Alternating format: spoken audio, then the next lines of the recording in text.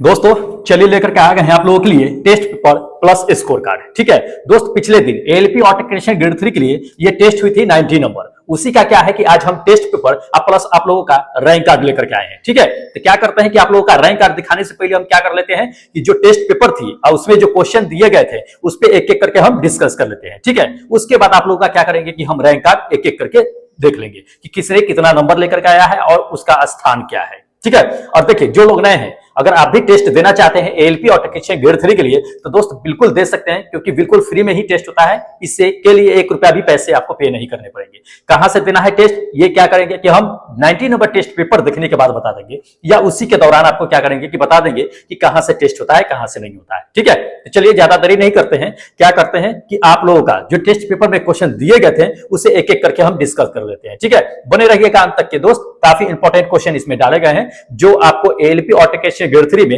Help करेगा। ठीक है, तो कम से कम बने रहिएगा, इंपॉर्टेंट है। चलिए ज्यादा देरी नहीं करते हैं, देखते हैं क्वेश्चन नंबर फर्स्ट से। देखिएगा, देख लीजिए ये क्वेश्चन नंबर फर्स्ट है। क्या कहा जा रहा है दोस्त, ये चीज कह रहा है कि फ्लक्स घनता और कह रहा है कि चुंबकीय क्षेत्र की क्षमता का अनुपात जो है वो किसी फील्ड में क्या होता है। बहुत अच्छा क्वेश्चन है दोस्त, यानी कि आपका फ्लक्स डेंसिटी और मैग्नेटिक फील्ड स्ट्रेंथ का रेशियो बताना है किसी भी फील्ड में क्या होता है। देखिए आपको हम करेक्ट आंसर बताते हैं, जिसने भी ये मारा होगा थर्ड नंबर दोस्त बिल्कुल करेक्ट मारे हैं। परमिएबिलिटी यानी पारगम्यता, किसी भी फील्ड में क्या होता है ना कि फ्लक्स डेंसिटी और मैग्नेटिक फील्ड स्ट्रेंथ का जो रेशियो होता है वो पारगम्यता होता है, यानी कि परमिएबिलिटी होता है। अब ये समझ लीजिए कि ये परमिएबिलिटी आखिर होता क्या है। देखिए परमिएबिलिटी कहने का मतलब क्या होता है कि वैसा पदार्थ जो अपने से होकर के किसी को भी क्या होता है कि जाने की अनुमति नहीं देता है, वो क्या कहलाता है कि परमिएबिलिटी कहलाता है, यानी कि पारगम्यता कहलाता है। ठीक है, तो ये दोनों का रेशियो जो देख रहे हैं आप,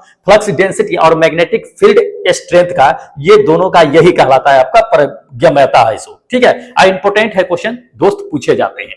ठीक है, चलिए अब क्या करते हैं, आपका सेकेंड नंबर क्वेश्चन दिखाते हैं टेस्ट का। देखिएगा, देख लीजिए ये सेकेंड नंबर क्वेश्चन है दोस्त। क्या कहा जा रहा है, ये चीज कह रहा है कि विद्युत मोटर कहता है कि निम्नलिखित में से किस सिद्धांत के अनुसार कार्य करती है। बहुत अच्छा क्वेश्चन है दोस्त, बताना है आपको इसमें से मोटर, विद्युत मोटर जो है किसके सिद्धांत पे काम करती है। देखिए आपको करेक्ट आंसर बताते हैं, जिसने भी मारा होगा ये थर्ड नंबर फैराडे के नियम। फैराडे के नियम पे क्या करता है ना कि विद्युत मोटर जो है वो काम करता है। वैसे जान लीजिए कि विद्युत मोटर जो होता है वो विद्युत चुंबकीय प्रेरण पे काम करता है। विद्युत चुंबकीय प्रेरण करने का मतलब क्या, विद्युत चुंबकीय खिंचाव पर काम करता है। ठीक है, खिंचाव पे काम करता है, उसी को विद्युत चुंबकीय प्रेरण भी कहिए।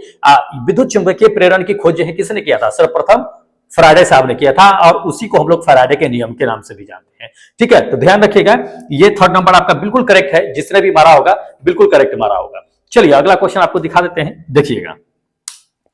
देख लीजिए अगला नंबर क्वेश्चन दोस्त, ये कह रहा है कि प्लांक नियतांक का मान कितना होता है। बहुत अच्छा है, देखिए प्लांक नियतांक, प्लांक कांस्टेंट अगर पढ़े होइएगा तो शायद आपको पता होगा कि प्लांक नियतांक का मान कितना होता है। अब प्लांक इक्वेशन भी कभी कभी पूछ देता है, तो ये जान लीजिए कि प्लांक इक्वेशन होता क्या है दोस्त। प्लांक इक्वेशन जो होता है E बराबर जो H इंटू म्यू होता है। H इंटू म्यू होता है, V की तरह लिखते हैं, इसको म्यू बोलते हैं। ठीक है, और H जो होता है यही क्या होता है कि आपका प्लांक कांस्टेंट होता है, तो H यहां से निकालिएगा तो E बाई म्यू हो जाएगा। ठीक है, E बाई म्यू हो जाएगा, तो ये आपका प्लांक कांस्टेंट है। प्लांक कांस्टेंट का मान कितना होता है ये क्वेश्चन में पूछा गया है। देखिए प्लांक कांस्टेंट का अगर मान देखा जाए तो दोस्त ये फर्स्ट नंबर होगा 6.63 into 10 to the power minus 34 joule second होता है। ठीक है, इसको ध्यान में रखिएगा, इंपॉर्टेंट है। चलिए अगला क्वेश्चन आपको दिखा देते हैं, देखिएगा। देख लीजिए अगला नंबर क्वेश्चन ये कह रहा है कि कृष्ण छिद्र यानी कि ब्लैक होल सिद्धांत का प्रतिपादन जो है किसने किया था। बहुत अच्छा क्वेश्चन है। देखिए ब्लैक होल का प्रतिपादन जो किया था किसने किया था, बहुतों ने गलत मारा है इसमें। बहुतों ने चंद्रशेखर मार दिया है, एस चंद्रशेखर, बहुतों ने सीवी रमन मार दिया है।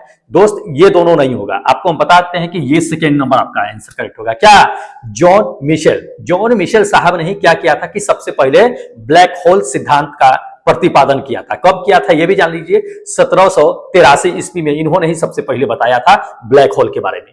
ठीक है, पूरे वर्ल्ड की अगर बात करें तो पूरे वर्ल्ड में सबसे पहले इन्होंने ही बताया था। अगर अपने इंडिया की अगर बात कर ले कि इंडिया में सबसे पहले किसने बताया था तो ये सीवी रमन साहब को आप मार सकते हैं, उन्होंने भी ब्लैक होल के बारे में जो है सिद्धांत दिया था। ठीक है, लेकिन इसमें इंडिया नहीं कहा है तो सीधा ब्लैक होल कहा है। सबसे पहले किसने प्रतिपादन किया तो हम जॉन मिशेल साहब को ही लेंगे। ठीक है, न कि सीवी रमन साहब को लेंगे, तो इसको ध्यान में रखिएगा, इंपॉर्टेंट है। ठीक है, चलिए अगला क्वेश्चन आपको दिखा देते हैं, देखिएगा। देख लीजिए अगला नंबर क्वेश्चन दोस्त ये कह रहा है कि किसी परिपथ में एक बिंदु पर मिलने वाली जो है धाराएं का बीजीय योग क्या होता है। बहुत अच्छा क्वेश्चन है दोस्त, पूछे जाते हैं ये चीजें। देखिए किसी भी सर्किट में अगर एक बिंदु पर मिलने वाली जो धारा होती है उसका बीजीय योग देखा जाए तो वो जीरो होता है। क्या होता है? जीरो होता है, ध्यान रखिएगा। ये सेकेंड नंबर आपका आंसर करेक्ट होगा, जीरो होता है। अब ये किसका नियम है ये भी जान लीजिए। अगर आप पढ़े होइएगा किरचॉफ्स लॉ, किरचॉफ्स लॉ, तो किरचॉफ्स करंट लॉ है ये, केसीएल जिसको कहते हैं, केसीएल का नियम है। केसीएल के नियम में किरचॉफ्स लॉ में क्या कहा जाता है बता देते हैं। देख लीजिए किरचॉफ्स लॉ में ये कहा जाता है कि एक बीच वाला जो सेंटर देख रहे हैं ये नोड होता है। इसको क्या कहते हैं? नोड पे। नोड पे किसी तरह का आवेश नहीं होता है, ठीक है। इसमें जितने भी धारा जाती है उसको पॉजिटिव मान लिया जाता है, ठीक है। I1 I2 जितने भी धारा जाए अंदर में उसको पॉजिटिव मानते हैं, और उसके बाहर जितने भी धारा निकलती है उसको नेगेटिव माना जाता है। तो जितने धारा अंदर जाती है उतना ही क्या होता है कि बाहर भी निकलती है। तो जितने अंदर जा रहे हैं उतने बाहर निकल रहे हैं, सबका योग क्या कहलाता है दोस्त? जीरो। क्योंकि जाने वाले को पॉजिटिव, निकलने वाले को नेगेटिव, सारे धारा समान होती है, तो उन दोनों सभी को जोड़ेंगे तो बीजीय योग क्या होगा? मेरा जीरो होगा। ध्यान रखिएगा, इसलिए आपको हम बताए हैं कि जीरो होता है। ये केसीएल का नियम है, किरचॉफ्स करंट लॉ नियम है, ठीक है, इंपॉर्टेंट है। चलिए अगला दिखाते हैं आपको। देख लीजिए अगला नंबर ये क्वेश्चन कहता है कि हाइपरट्रोपिया कहता है कि अर्थ क्या होता है। बहुत अच्छा क्वेश्चन है दोस्त, लोग कंफ्यूज हो जाते हैं हाइपरट्रोपिया में और मायोपिया में, ये दोनों में कंफ्यूज हो जाते हैं। देखिए हाइपरट्रोपिया कहने का मतलब होता है दूरदृष्टि दोष। क्या होता है? दूरदृष्टि दोष। तो ये आपका क्या होगा कि फर्स्ट नंबर आंसर करेक्ट होगा कि दूरदृष्टि दोष।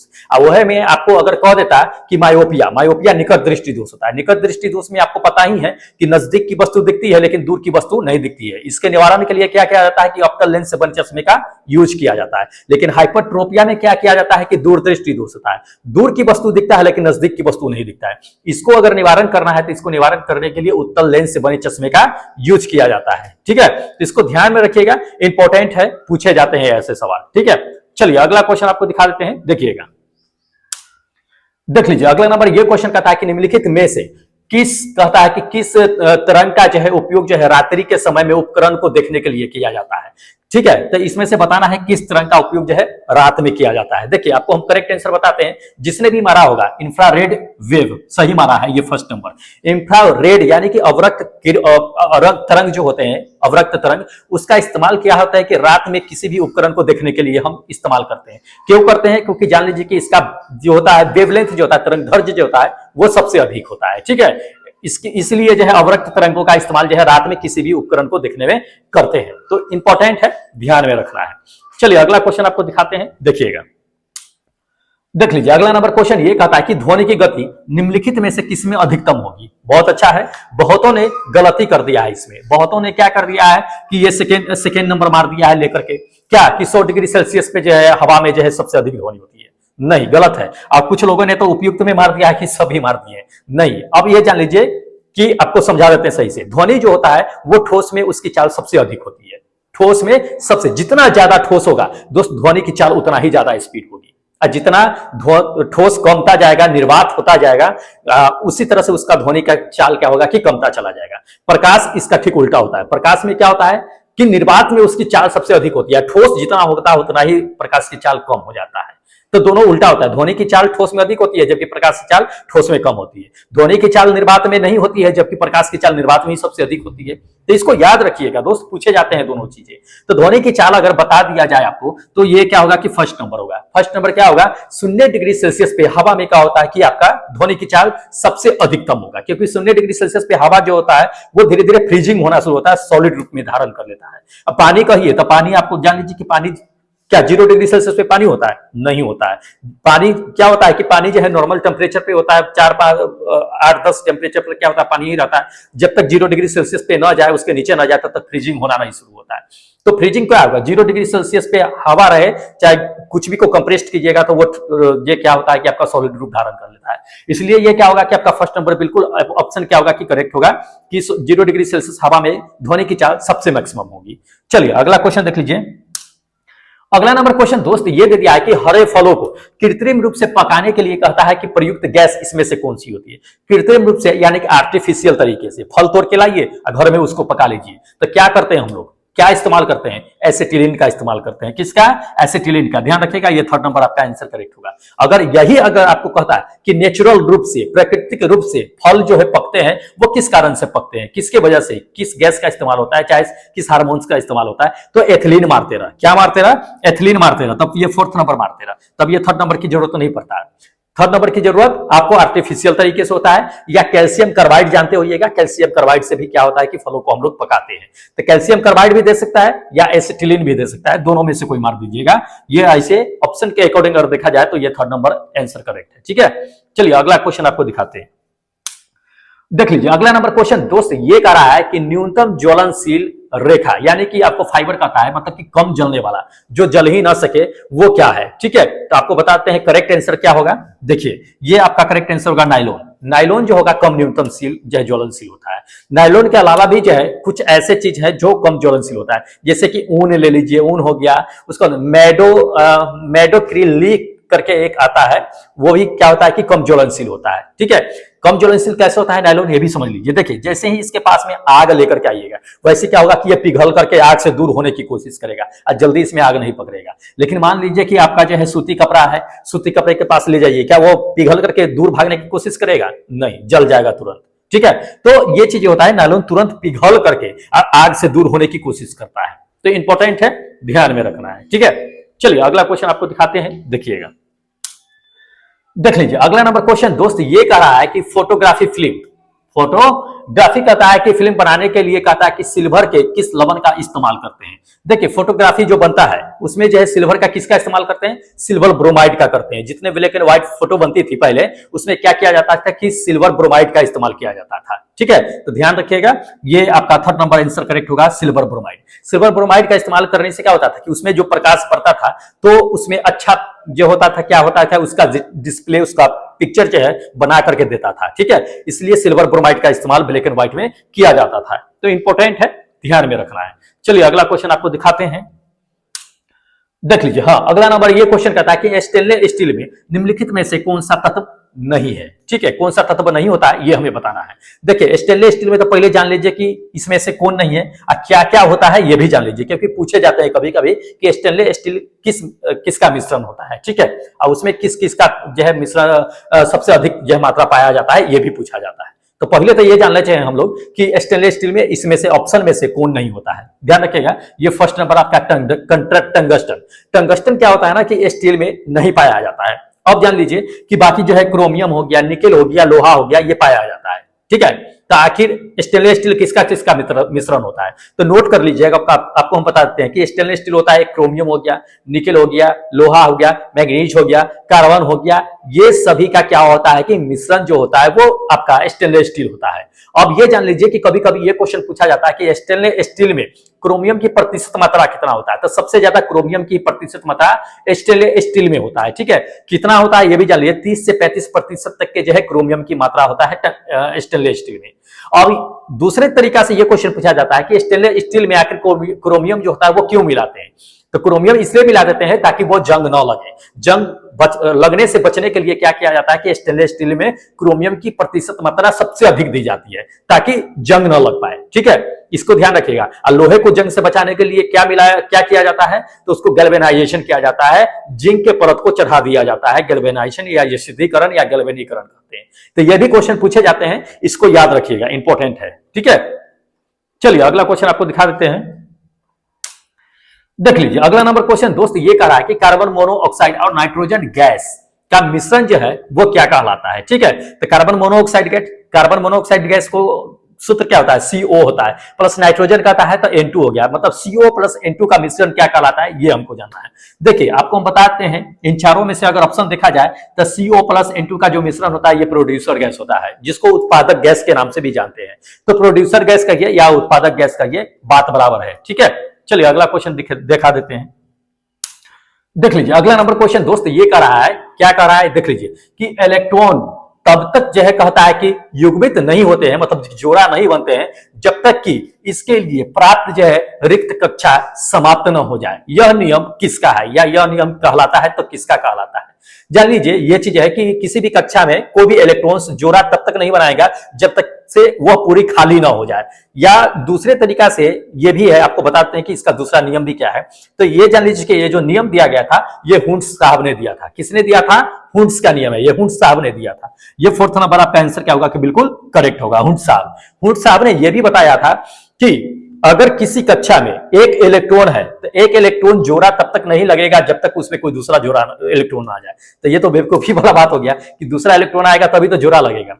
ठीक है, अब वैसे ये भी दे दिए हैं कि कोई भी इलेक्ट्रॉन अपनी कक्षा में अपनी जोड़ा तब तक नहीं बना पाएगा जब तक उसमें से क्या होता है कि सारा इलेक्ट्रॉन खत्म ना हो जाए। ठीक है, तो ये भी सही बात है, हुंस साहब का ही दिया हुआ है, इंपॉर्टेंट है, ध्यान में रखना है। चलिए अगला क्वेश्चन दिखाते हैं, देख लीजिए। अगला नंबर क्वेश्चन दोस्त ये दे दिया है कि 18 आर्गन 40 दे दिया है, 18 नहीं 19 है, 19 पोटेशियम 40 दे दिया है और 20 कैल्शियम 40 दे दिया है। कहता है कि इसमें से ये क्या चीज को दर्शाता है ये हमें दिखाना है। ठीक है, तो देख लीजिए ऊपर आपको क्या देखने में लग रहा है? ऊपर देखने में लग रहा है कि ऊपर सब 40-40 समान दिख रहा है, लेकिन नीचे जो है 18, 19, 20 होते जा रहा है। तो नीचे डिफरेंट है जबकि ऊपर समान है। तो ऊपर जो होता है वो जो कहलाता है द्रव्यमान संख्या कहलाता है। क्या कहलाता है? द्रव्यमान संख्या। तो जितने भी द्रव्यमान संख्या है सब में आर्गन से लेकर के पोटेशियम से लेकर के कैल्शियम तक के सबका द्रव्यमान संख्या कितना दिख रहा है?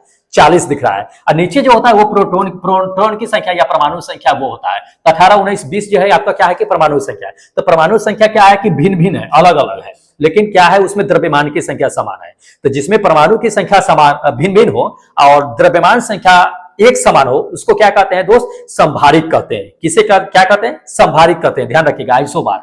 ये आपका फर्स्ट नंबर बिल्कुल करेक्ट आंसर होगा, तो ये ध्यान में रखिएगा, इंपॉर्टेंट है। चलिए अगला क्वेश्चन आपको दिखा देते हैं, देखिएगा।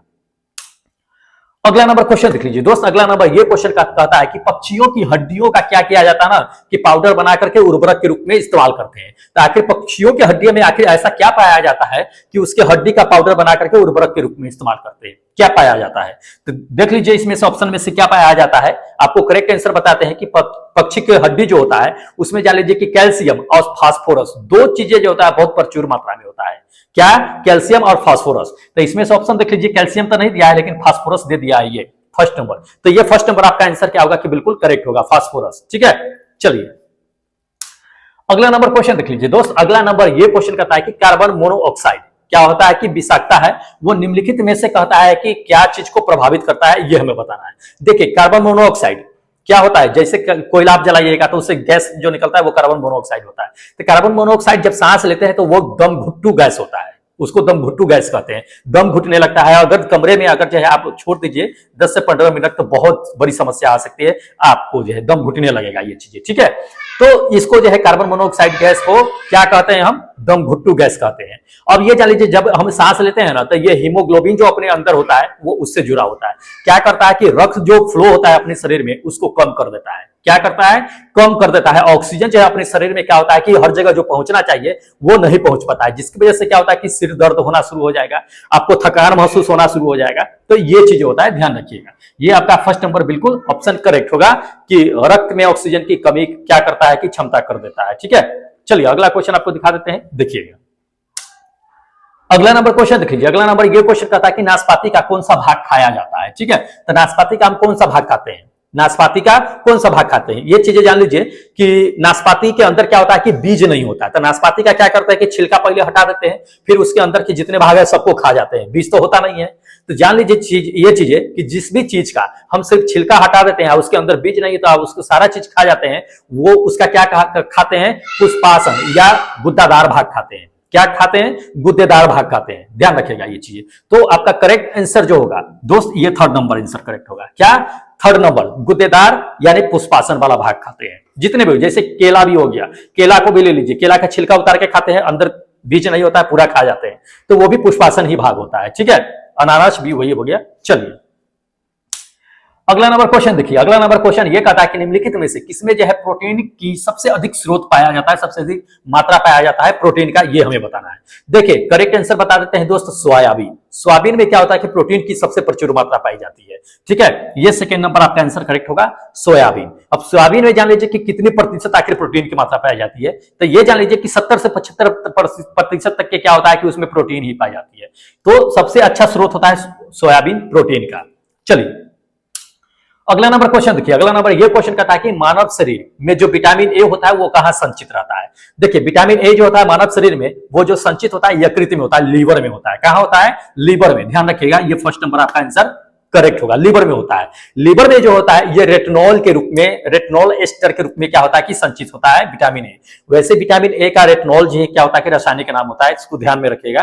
तो यही यकृत में ही संचित होता है। चलिए अगला नंबर क्वेश्चन देख लीजिए दोस्त। अगला नंबर ये क्वेश्चन कहता है कि लार में कौन सा एंजाइम पाया जाता है। ठीक है, तो लार जो हमें मुंह में होता है वो लार में क्या क्या एंजाइम पाया जाता है ये जान लीजिए। देख लीजिए लार में जो होता है आपको बताते हैं कि एक तो पेप्सिन पाया जाता है, टाइलिन पाया जाता है, उसके बाद जो है लाइसोजाइम पाया जाता है। ये तीन क्या होता है कि अपने जो है लार में पाया जाता है। तो लाइसोजाइम इसमें तो है नहीं, पेप्सिन भी है नहीं, है कौन है? टाइलिन है। ये फर्स्ट नंबर आपका आंसर क्या होगा कि बिल्कुल करेक्ट होगा, टाइलिन। ठीक है, अब ये क्या करता है जान लीजिए, अपने मुंह में जो होता है लार में, ये क्या करता है कि भोजन को पचाने में मदद करता है। क्या करता है? भोजन को पचाने में मदद करता है। ठीक है, तो इंपॉर्टेंट है, ध्यान रखिएगा।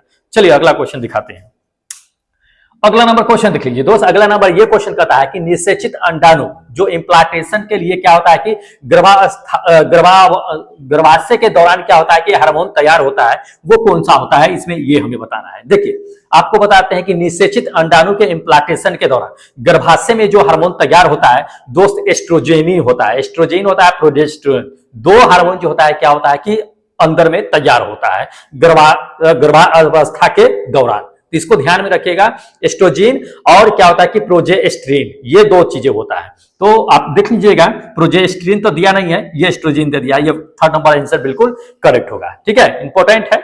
चलिए अगला क्वेश्चन आपको दिखाते हैं, देखिएगा।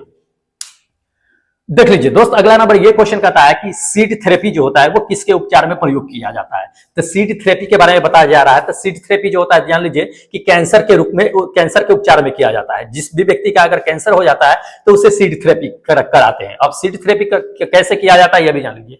सीड थेरेपी जो होता है एक तरह का कहिए तो विकिरण चिकित्सा होता है। विकिरण के द्वारा जो है सीड थेरेपी होता है। ठीक है, इसको ध्यान में रखिएगा, कैंसर के उपचार में सीड थेरेपी किया जाता है। ये फर्स्ट नंबर आपका आंसर जो है बिल्कुल करेक्ट होगा। देखिएगा अगला क्वेश्चन बताते हैं। देख लीजिए अगला नंबर ये क्वेश्चन कहता है कि इताई रोग जो होता है बहुत इंपॉर्टेंट है। इताई जो रोग होता है वो शरीर में किस तत्व की अधिक मात्रा होने से हो जाती है।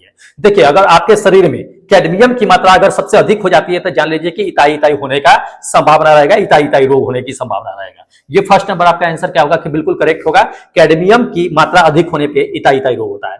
देखिए आपको बताते हैं कि जैसे कि मान लीजिए कि द्वितीय विश्व युद्ध हुआ था, उसके दौरान क्या हुआ था कि जापान में खास करके इताई रोग होता है। तो उसमें एक टोयामा क्या करके एक प्रांत है। तो टोयामा एक प्रांत है जहां पे एक क्या है आपको बताते हैं कि जिंजू नदी करके एक जो है बेसिन है, वहां पे क्या करते हैं कि कुछ लोग रहते हैं। तो वहां पे सबसे ज्यादा जो है इताई रोग देखने के लिए आपको मिलेगा जापान में। ठीक है, लेकिन ये जान लीजिए कि कैडमियम की अधिक मात्रा शरीर में होने की वजह से ये इताई रोग होता है। इसका खुद जो है सबसे पहले जो है 1955 में किया गया था। ठीक है, चलिए अगला क्वेश्चन देख लेते हैं। देख लीजिए अगला नंबर क्वेश्चन ये कहता है कि लिगामेंट आपस में क्या जोड़ता है। ठीक है, बहुत अच्छा क्वेश्चन है दोस्त। लिगामेंट पूछता है, एक टेंडन पूछता है, दो पूछे जाते हैं ये चीजें। तो पहले तो लिगामेंट के बारे में जान लीजिए कि आखिर लिगामेंट क्या काम करता है। देखिए आपको करेक्ट आंसर बताते हैं दोस्त कि लिगामेंट जो काम करता है वो हड्डी को हड्डी से जोड़ने का काम करता है। क्या करता है? एक अस्थि को दूसरे अस्थि से जोड़ने का काम करता है, मतलब एक हड्डी को दूसरे हड्डी से जोड़ने का काम करता है। ठीक है, इसको ध्यान में रखिएगा, ये सेकेंड नंबर आपका आंसर करेक्ट होगा। हड्डी को हड्डी से जोड़ने का काम करता है लिगामेंट। टेंडन की अगर बात कर लेते हैं तो टेंडन क्या करता है कि हड्डी को मांसपेशी से जोड़ने का काम करता है। तो इंपॉर्टेंट है, लिगामेंट एक तरह से कहिए तो शरीर का स्ट्रक्चर पूरा तैयार करने में मदद करता है। कहते हैं कि दोस्त स्कोर कार्ड देख लेते हैं, क्योंकि क्वेश्चन जो थे टेस्ट में इतना ही क्वेश्चन था, 25 क्वेश्चन था, जो आपको 5 से 7 मिनट में 7 मिनट लगता है, 7 मिनट में 25 क्वेश्चन को आपको डील करना होता है। ठीक है, तो जो लोग टेस्ट देना चाहते हैं दोस्त आप बिल्कुल दे सकते हैं। इस एप्लीकेशन को क्या कीजिएगा, अगर अपने फोन में इंस्टॉल कर लीजिएगा इस एप्लीकेशन को। ठीक है, ERCB सर के नाम से प्ले स्टोर पे अवेलेबल है। इसको क्या कीजिए कि इंस्टॉल कीजिए। IC पे क्या होता है कि टेस्ट होता है। ठीक है, देख लीजिए साइंस के जो आपको ALP और टेक्नीशियन ग्रेड 3 के जो एग्जाम होने वाली है उसमें काफी आपको हेल्प मिलने वाली है। ठीक है, तो बिल्कुल मिस मत कीजिए, क्योंकि समय अब बिल्कुल मिस करने का नहीं है, एक सेकेंड बर्बाद करने का नहीं है। चलिए अब क्या करते हैं कि फटाफट जो लोग टेस्ट दे रखे हैं उनका हम क्या करते हैं कि रैंक कार्ड देख लेते हैं कि आज कौन है जो सबसे टॉप पे बने हुए हैं और कितना नंबर लेकर के आए हैं। ठीक है, चलिए ज्यादा देरी नहीं करते हैं, देखिएगा। देख लीजिए, ये आपका क्या है कि आपका रैंक कार्ड है, जो जिसने भी टेस्ट दिया है ये 90 नंबर को, उसका सभी का क्या है कि आपका टेस्ट इसमें देखने के लिए मिल रहा है, रैंक कार्ड देखने के लिए मिल रहा है। ठीक है, देखिए आज जो पहले नंबर पे है, देख लीजिए पहले नंबर पे जो है शिशुप्रिया है, बहुत अच्छा है कि 75 में 68.34 मार्क्स लेकर के आइए, बहुत अच्छा है शिशुप्रिया, आप बहुत अच्छी मेहनत करती हैं, इसी तरह से मेहनत कीजिए और रिजल्ट लेकर के आइए। ठीक है, इस बार सिलेक्शन जरूर होना चाहिए। चलिए अब क्या करते हैं कि देख लेते हैं सेकंड नंबर पे अंकज कुमार भाई, ये भी बहुत अच्छा मेहनत कर रहे हैं, 58 है, लेकिन 10 नंबर का डिफरेंट है अंकज भाई शिशुप्रिया से। कोई नहीं, मेहनत कीजिए, बहुत अच्छा है दोस्त, फिर भी इतना मार्क्स लेकर के आए हैं, बहुत अच्छी बात है।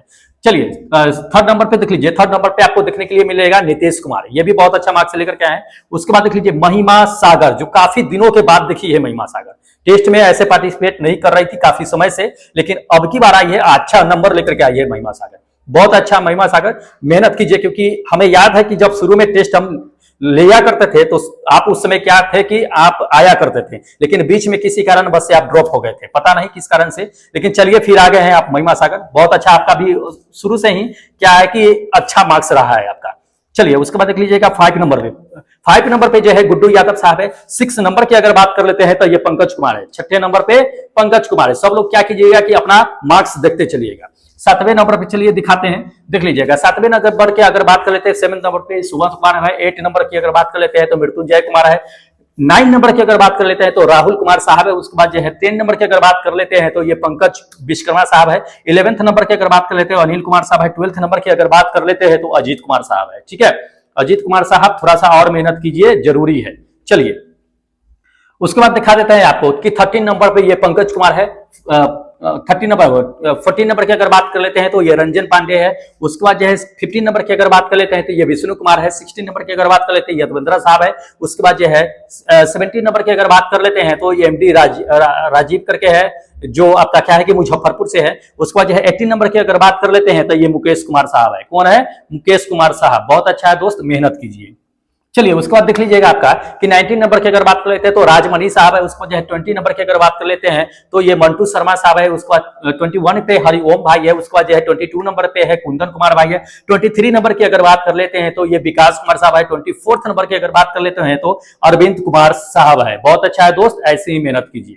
चलिए उसके बाद आपको दिखाते हैं 25 नंबर पे, देखिएगा 25 नंबर की अगर बात कर लेते हैं तो ये पंकज कुमार है। 26 नंबर की अगर बात कर लेते हैं तो पवन कुमार है। 27 नंबर की अगर बात कर लेते हैं तो ये सुजीत भाई है। 28 नंबर की बात करते हैं तो बबलू जो पटना से है हमारे। उसके बाद 29 नंबर की अगर बात कर लेते हैं तो नितेश यादव साहब है। उसके बाद आपको दिखा देते हैं 30 नंबर पे ये कौन है कि राहुल भारद्वाज साहब है। बहुत अच्छा है दोस्त, ऐसी मेहनत कीजिए। चलिए आपको बताते हैं 31 नंबर से। 31 नंबर पे देख लीजिएगा आपका कि गोविंदा साहब है। उसके बाद 32 नंबर पे ये विक्रम भाई है। 33 नंबर की अगर बात कर लेते हैं तो ये कृष्णा भाई है। 34 नंबर पे बसंत भाई है। उसके बाद 35 नंबर की अगर बात कर लेते हैं तो भूषण कुमार साहब है। 36 नंबर पे कौन है कि अविनाश साहब है। अविनाश साहब 36 नंबर पे है, बहुत अच्छा, थोड़ा सा और इंक्रीज कीजिए, ज्यादा वक्त नहीं है। चलिए उसके बाद आपको बताते हैं 37 नंबर पे के सिंह साहब है जो जौनपुर से है। 38 नंबर की अगर बात कर लेते हैं तो ये पंकज कुमार साहब है। 39 नंबर की अगर बात कर लेते हैं तो ये क्या है कि संदीप भाई है। उसको 40 नंबर की अगर बात कर लेते हैं तो रंजय साहब है। उसको 41 नंबर की अगर बात कर लेते हैं तो कृष्णा साहब है। 42 नंबर की अगर बात कर लेते हैं दोस्त तो ये मुरेंद्र वर्मा जो जिला बदायूं से है। बहुत अच्छा है दोस्त, ऐसी मेहनत कीजिए। चलिए उसका 43 नंबर पे देख लीजिएगा, 43 नंबर पे आनंद गुप्ता साहब है। उसका 44 नंबर की अगर बात कर लेते हैं तो ये सुजय जो आसोई है। उसका जब 45 नंबर की अगर बात कर लेते हैं आपका तो ये संजीव भाई है। 46 नंबर की अगर बात कर लेते हैं तो आपका क्या है कि गणेश भाई है। उसका 47 नंबर की अगर बात कर लेते हैं तो एपी शर्मा करके इनका जीमेल दे रखे हैं। दोस्त अपना नाम चेंज करवा लीजिएगा, आपका नाम क्या है आपसे तो नहीं हो पाएगा, वैसे मैसेज कीजिएगा, चैट कीजिएगा, जो एप्लीकेशन आप डाउनलोड कर रखे हैं उस पर आपका ओरिजिनल नाम क्या है हम चेंज कर देंगे, वहां से चेंज हो जाएगा। ठीक है, अपना नाम बता दीजिएगा, कहां से है ये लोकेशन बता दीजिएगा। चलिए उसके बाद 48 नंबर की अगर बात कर लेते हैं, 48 पे क्या है कि कमलेश है। कौन है?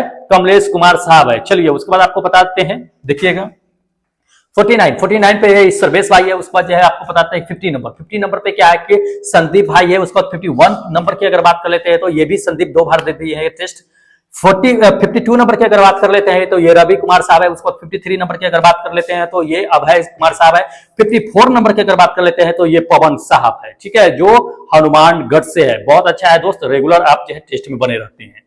चलिए उसके बाद देख लीजिएगा 55 पे इंजीनियर जैन साहब है, उसको जो 56 नंबर की अगर बात कर लेते हैं तो अजीत कुमार साहब है। 57 नंबर की अगर बात कर लेते हैं तो अनूप भाई है, उसको 58 नंबर की अगर बात कर लेते हैं तो ये विपुल भाई है, उसको 59 नंबर की अगर बात कर लेते हैं तो ये बसंत विशांत करके है, तो विशान है, ठीक है, ये है। उसके बाद जो है आपको दिखा देते हैं 60 नंबर पे क्या है कि अनिल कुमार साहब है, जो 60 नंबर पे है। बहुत अच्छा है दोस्त, ऐसी मेहनत कीजिए।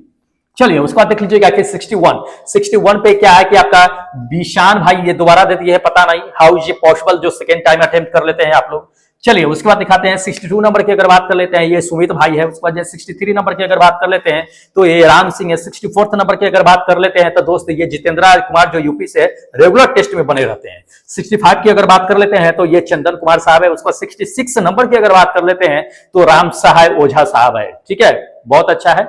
चलिए उसके बाद देख लीजिएगा, आपको बताते हैं कि 67 नंबर की अगर बात कर लेते हैं, 67 नंबर पे जो आज बने हुए हैं ये मनीष एएलपी है, जो एएलपी की तैयारी कर रहे हैं, बहुत अच्छा है दोस्त। उसके बाद जो है 68 नंबर की अगर बात कर लेते हैं, ये पूर्णिमा सिंह है। उसको 69 नंबर की अगर बात कर लेते हैं तो 69 पे क्या है कि मनीष एम के कुमार साहब है। उसके बाद जो 70 नंबर की अगर बात कर लेते हैं तो 70 नंबर पे कौन है, ये एस वर्थिक साहब है। उसका जो है आपका 71 नंबर की अगर बात कर लेते हैं तो अशोक है। उसका जो है आपका 72 नंबर पे ये देख लीजिए, हिंदी में बहुत अच्छा नाम लिख रखे हैं, भंबर लाल शर्मा, बहुत अच्छा है दोस्त, ऐसी मेहनत कीजिए। चलिए आपको अगला दिखा देते हैं, देख लीजिए अगले नंबर पे जो है 73 पे इंद्रजीत कुमार साहब है। उसका 74 नंबर की अगर बात कर लेते हैं तो सम्राट बुद्धू साहब है। 75 की अगर बात कर लेते हैं तो योगेश लिमजे साहब है। उसको 76 नंबर की अगर बात कर लेते हैं तो कश्यप साहब है। इसको 77 नंबर की अगर बात कर लेते हैं उत्सव साहब है। उसको 78 नंबर की अगर बात कर लेते हैं तो राकेश साहब है, ठीक है। अपना अपना नंबर देखते रहिएगा कि कितना आप नंबर लेकर के आए हैं। चलिए उसके बाद देख लीजिएगा 79 नंबर पे ये सुदामा माहिली करके हैं। 80 नंबर की अगर बात कर लेते हैं तो 80 नंबर पे ये विशाल कुमार साहब है। 81 नंबर की अगर बात कर लेते हैं तो सुदामा माहिली करके हैं, 2 बार दे दिए हैं। उसके बाद 82 नंबर की अगर बात कर लेते हैं ये देवेंद्रा भाई है। उसके बाद 83 नंबर की अगर बात कर लेते हैं तो उदय कुमार साहब है। उसके बाद 84 नंबर की अगर बात कर लेते हैं तो ये जावेद आलम साहब है। कौन है, जावेद आलम साहब। चलिए उसके बाद देख लीजिएगा, आपको बताते हैं 85 नंबर पे ये फरियाद अंसारी करके है। 86 नंबर की अगर बात कर लेते हैं तो ये खेमराज मीना साहब है। उसके बाद 87 नंबर की अगर बात कर लेते हैं तो ये विनोद कुमार साहब है। उसके बाद 88 नंबर की अगर बात कर लेते हैं तो ये रामदयाल साहब है। उसके बाद जो है आपका 89 नंबर की अगर बात कर लेते हैं तो अनेक यादव है। उसके बाद जो है 90 नंबर की अगर बात कर लेते हैं ये तिक्रम मरांडी साहब है, जो 90 नंबर पे है, ठीक है। चलिए अगला दिखाते हैं आपको 91 पे अगर देख लेते हैं, फिर ये तिक्रम मरांडी साहब, ये उसको 92 नंबर की अगर बात कर लेते हैं तो ये अंजलि है। उसको 93 नंबर की अगर बात कर लेते हैं तो 93 पे ये रत्नाकर साहब है। उसके बाद जो है 94 नंबर की अगर बात कर लेते हैं तो राहुल कुमार चौधरी है। उसके बाद 94 नंबर की अगर बात कर लेते हैं तो 94 पे ये राहुल कुमार ही है। अच्छा 94 पे ये राहुल कुमार चौधरी है, कोई नहीं। 95 की अगर बात कर लेते हैं तो ये पुष्पा है। उसके बाद 96 की अगर बात कर लेते हैं तो ये बबलू है, ठीक है, जो 96 पे है। बहुत अच्छा है, ऐसे टेस्ट में बने रहिए। चलिए 97 की अगर बात कर लेते हैं तो ये देख लीजिए कि संतोष साहब है। उसके बाद 98 की अगर बात कर लेते हैं तो ये रोशन कुमार है। उसके बाद 100 नंबर पे अगर 99 पे अनिल कुमार साहब है। उसके बाद 100 नंबर की अगर बात कर लेते हैं तो 100 नंबर पे ये देख लीजिएगा आपका क्या है कि विशान यादव करके दे दिए। उसके बाद 101 की अगर बात कर लेते हैं तो राकेश कुमार है। 102 की अगर बात कर लेते हैं तो ईशांत झा साहब है, जो ईशांत झा साहब 102 नंबर पे बने हुए हैं। चलिए उसके बाद आपको बता देते हैं 103 नंबर पे अगर बात कर लेते हैं तो देख लीजिएगा कि ये सौरभ भाई है। उसके बाद 104 पे अगर बात कर लेते हैं तो ये रवि साहब है। 105 की अगर बात कर लेते हैं तो ये कुंदन साहब है। उसके बाद 106 नंबर की अगर बात कर लेते हैं तो जान लीजिए कि रमाकांत साहब है। उसके बाद 107 नंबर की अगर बात कर लेते हैं तो जान लीजिए कि ये वरुण है। उसके बाद 108 नंबर की अगर बात करते हैं तो 108 नंबर पे जो है ये इंदल कुमार साहब है। कौन है, इंदल कुमार साहब है। बहुत अच्छा है दोस्त। चलिए उसके बाद देख लीजिएगा 109 नंबर पे अगर बात करते थे नितिन साहब है। उसके बाद 110 पे अगर बात कर लेते हैं तो ये मनोज मरांडी है। उसके बाद देख लीजिएगा 111 नंबर की अगर बात करते हैं तो ये ओमकार पटेल साहब है। 112 नंबर पे अगर बात करते हैं 112 पे ये प्रमोद कुमार है। उसके बाद 113 नंबर यानी कि 113 पे मिलिंद्रा साहब है। उसके बाद 114 यानी कि 114 नंबर पे ये नीरज सिंह साहब है, जो 114 नंबर पे है, ठीक है।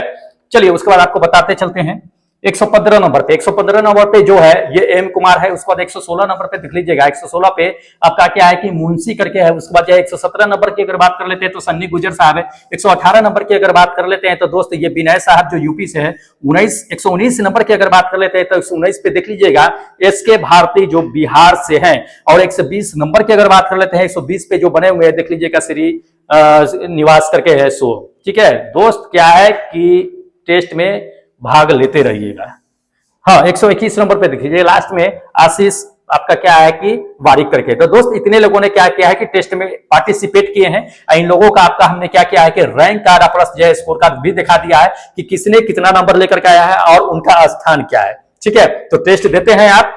फटाफट क्या कीजिए कि इस ऐप को इंस्टॉल कीजिए जाकर के। आज जो है 91 नंबर टेस्ट एक्टिव है, तो जाकर के फटाफट क्या कीजिए कि टेस्ट को अटेम्प्ट कर लीजिए। ठीक है, फिर अगले दिन हम क्या करेंगे, इसका डिस्कशन प्लस आप लोगों का रैंक कार्ड लेकर के आएंगे। और उसमें चेक कीजिएगा कि आपका रैंक जो है वो अप हुआ है या नहीं, इंक्रीज हुआ है नहीं। ठीक है, तो ज्यादा समय है नहीं बचा हुआ, जल्द ही एग्जाम आप लोगों का होने वाला है। और जो एग्जाम होगी उसका एक एक करके हम क्या करेंगे कि जितने भी शिफ्ट में क्वेश्चन पूछे जाएंगे सारे शिफ्ट के क्वेश्चन को हम लोग डिस्कस कराएंगे एक एक करके। ठीक है, तो चैनल को क्या कीजिएगा कि सब्सक्राइब कर लीजिएगा, क्योंकि हर दिन का आपका अपडेट मिलता रहेगा, हर शिफ्ट का अपडेट मिलता रहेगा कि क्या क्या क्वेश्चन पूछे गए हैं वो हम एक एक करके यहाँ पे दिखाएंगे। तो देर मत कीजिए, चैनल को सब्सक्राइब कर लीजिए, क्योंकि प्रिपरेशन होता रहेगा। आगे आने वाली जो है आप लोगों का वैकेंसी जो एनटीपीसी है और ग्रुप डी है उसके लिए भी बैच जल्द ही शुरू किया जाएगा। बस आप लोगों का एग्जाम का वेट कर रहे हैं, क्योंकि हमने जो आप लोगों से कमेंटमेंट किया है तो वो कमेंटमेंट हम पूरा करेंगे कि एएलपी और टेक्नीशियन एग्जाम पूरा करवाएंगे। उसके बाद ही हम दूसरा बैच शुरू करेंगे। अभी तक कोई बैच शुरू नहीं हुआ है, लेकिन आप लोगों के एग्जाम के बाद ही ये हमने आप लोगों से शुरू में ही कमेंटमेंट किया था कि फ्री में ही सारा कोर्स कराएंगे। साइंस का जितने भी कोर्स है टोटल कंप्लीट करा देंगे, और हम उस वादे पे उतरे हैं। तो दोस्त फटाफट क्या कीजिए कि आप भी उसके लिए थोड़ा सा क्या कीजिए कि चैनल को सब्सक्राइब कीजिए, अपने दोस्तों में शेयर कीजिए और लाइक कीजिए। जो लोग पहले से सब्सक्राइब कर रखे हैं दोस्त लाइक जरूर कर दीजिएगा, और कमेंट में ये राय दीजिएगा कि अगले बार से मतलब किस बैच को कब से शुरू किया जाए। ठीक है, ग्रुप डी के लिए भी है, एनटीपीसी के लिए भी है, तो इसके लिए सजेस्ट कीजिएगा, हम आपके सजेस्ट का वेट करेंगे। ठीक है, अभी क्या कीजिए कि हमें इजाजत दे दीजिए, फिर अगले दिन हम लेकर के आएंगे एक नए वीडियो एक नए सेट के साथ। तब तक जय हिंद दोस्तों।